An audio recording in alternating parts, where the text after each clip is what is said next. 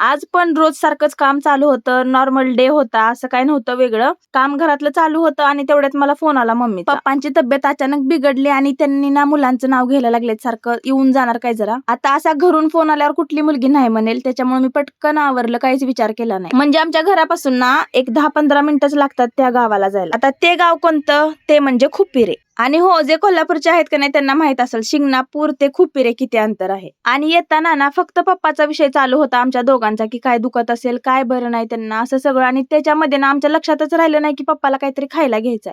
आणि नशीब बाबा तेव्हा तरी लक्षात आलं. तिथून परत अर्धा किलोमीटर परत गेलो, तरीही ना लांब लांबपर्यंत काहीच खायला घेण्यासारखं दिसत नव्हतं. शेवटी एक दुकान दिसलं, तिथून ना फक्त ताक घेतलं पप्पांसाठी आणि जागेवर आलो. हे दुखणं काय पप्पाचं नवीन नाही आहे, 4-5 वर्ष झालं ड्रिंक म्हणून आहे त्यांचं कायमच दुखतं. कारण आधीपासून त्यांनी लय व्यसन केलेलं आहे आणि त्याचा परिणाम आता भोगायला लागले. तिकडे फडात ना भाऊ एकटाच काम करत होता, ते काय मला बघवलं नाही, त्याच्यामुळे मी पण जरा त्याला काम करू लागले. मी जे हे काम केले की नाही त्याला काम नाहीत म्हणत, त्याला फक्त हातभार म्हणतात. कारण त्याच्या एवढं काम ना मी कधीच करू शकत नाही. अरे काम तर लांबचीच गोष्ट आहे, मी तसा विचार पण कधी करू शकत नाही.